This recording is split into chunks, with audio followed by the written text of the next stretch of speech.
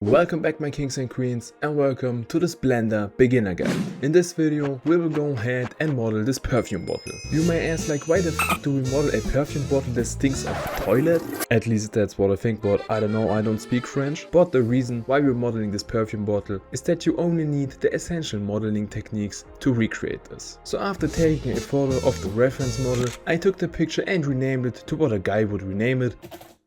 Opened up PureRef, dragged the image inside of PureRef, and like this we can start to model this perfume bottle. Now in the first place you don't need the camera, so select it, press X and click on delete, and do the same with the light at the top right here.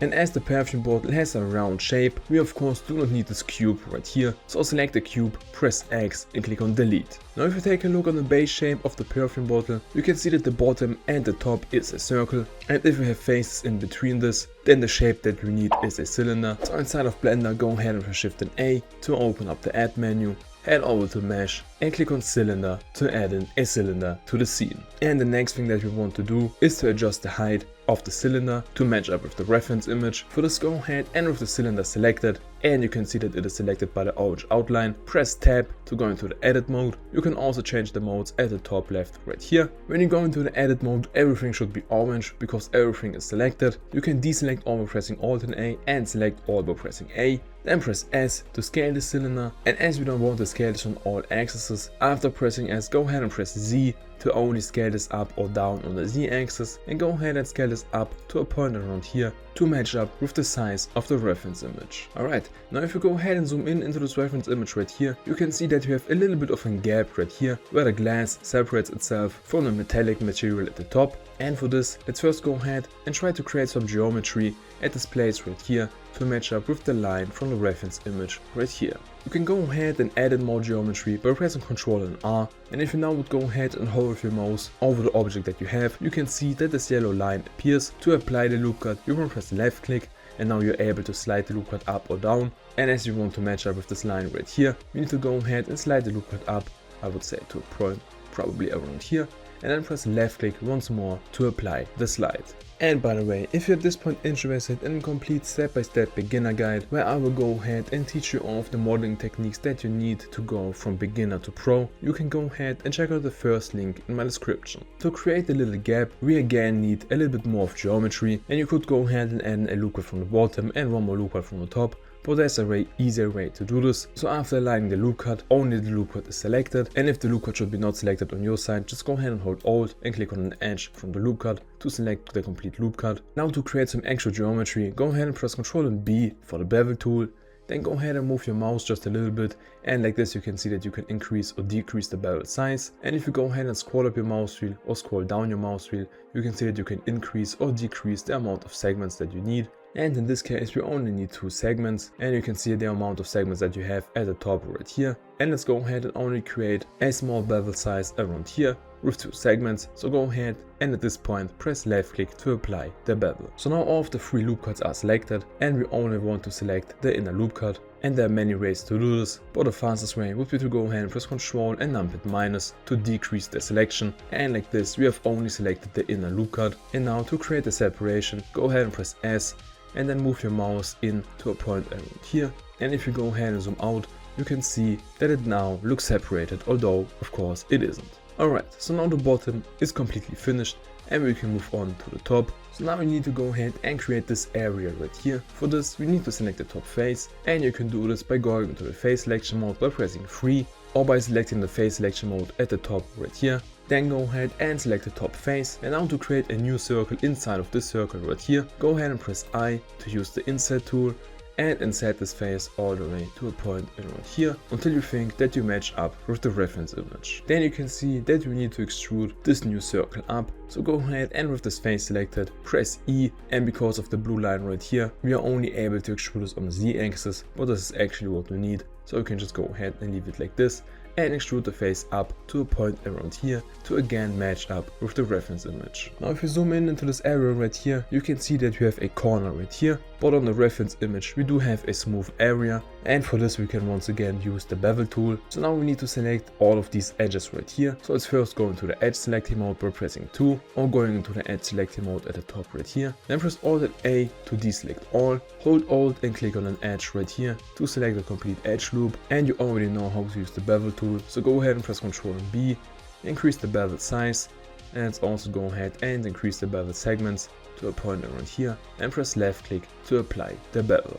Now if we go ahead and take a look from the object mode, you can see that this area now is smoothed out and it's looking exactly like on the reference image. We now need to go ahead and recreate the cap from the perfume bottle. For this, of course, select the top face by pressing 3 to go into the face selection mode and selecting this face at the top right here. And as the bottom circle of the cap is bigger than the top circle of the metallic object, we need to go ahead and press E to extrude the circle. But as we do not want to extrude it up or down, let's just go ahead and press right click to leave the extrusion at the same place. And after this, we can go ahead and press S to scale this up. And let's go ahead and scale this up to a point around here to once again match up with the size of the reference image. And with this face selected right here, we can go ahead and press E and extrude this up to a point around here. And then at the top you can see that we have one more step that we need to do, and we can again do this the same way like we also did this face right here. So first go ahead and press I to inset the face and inset it to a point around here, then press E to extrude it up once more to right here. And as I think that we have a little bit of a rounding at the top and that the top face is not flat at all, let's go ahead and press I once more to a point around here, then press G for the move tool. And as you now can go ahead and move this on all axes, but we only want to move this on the Z axis, press Z so that we can go ahead and move this face up on the Z axis to a point around here, and then press I once more all the way to right here, and press G and Z and move this up once more. And like this you can see that we have created the rounded area. And as you now have a really big angle in this area right here, and we want to go ahead and keep as many quads as possible, you can use the grid fill tool. So head over to face and click on grid fill to fill this face in with quads only. Alright, one more thing that we need to go ahead and recreate at the cap is this pattern right here. And for this we of course first need to add in more geometry, and you can do this by once again adding in some loop cuts. So with Ctrl and R, add in a loop cut and go ahead and hover with your mouse over this edge, for example right here, so that you can see the yellow circle, and go ahead and increase the amount of loop cuts all the way up to 20 for example. Press left click to apply the loop cut, and as you now can go ahead and slide this, but you want to keep this in the middle, just go ahead and press right click and you're good to go. Alright, then in the next step we need to go ahead and select every other circle of faces. So first go into the face selection mode, then go ahead and hold Alt and click on this edge right here for example to select all of these faces right here. Then with Shift and Alt select this face, and then go ahead and select every other face to the top. Alright, so now to recreate the pattern we need to extrude all of these faces outwards, but if you go ahead and press E to extrude this, you can see that you can't really extrude it the way you want it. So press right click to cancel the extrusion and press Ctrl and Z to undo the extrusion, and instead of pressing E in this case, go ahead and press Alt and E to open up the extrude menu and click on extrude faces along the normals. And if you now go ahead and move your mouse up, you can see that you can do the extrusion the exact same way like you wanted to have, and go ahead and extrude the faces out to a point around here and press left click to apply the extrusion. Alright, so this is it for the base shape of this model right here. But of course you can see that all of these areas are completely flat and smoothed out, and in our model we can see single quads, so let's also go ahead and smooth out our model right here. So make sure that you're in the object mode and select the object that you have created, head over to object and click on shade smooth. Now at first this seems like you have completely fucked up the model, but after using the shade smooth option you need to go ahead and bring back off the corners that you have created. And as we do have a lot of corners that we need to go ahead and bring back, we can make our life easier by using a modifier. In this case we need to go ahead and use the bevel modifier. So go ahead and at the red head over to the modifiers tab, click on add modifier, head over to generate and click on bevel to add in a bevel modifier, and you can see that it actually already got a little bit better. But to make this perfect, let's go ahead and change the segments up to 2, then go ahead and open up the profile settings and change the shape all the way up to 1.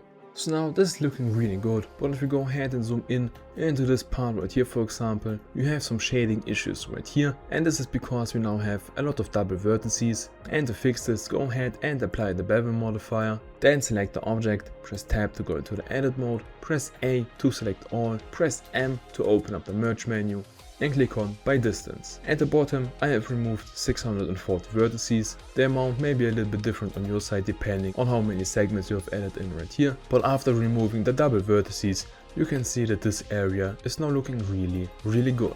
Now you could go ahead and add in some basic materials and render out the perfume bottle if you would really want to bring this model to the end, but for the purpose of this tutorial we will only focus on the modeling part. But if you're interested in a complete step-by-step guide for total beginners in Blender, you can go ahead and check out the first link inside of my description where you can find my full guide in which we have recreated this low poly forest house scene. For this we have created every single object that you can see in the scene, have applied all of the materials that we needed, and have rendered out the scene. So after finishing off this low poly scene, you can definitely call yourself a pro. But now my kings and queens, this is already it for this video right here. Make sure to join our Discord community where you can go ahead and ask for help if you should stumble upon any problems while 3D modeling. I wish you all the best for the future, and we will see us in the next video.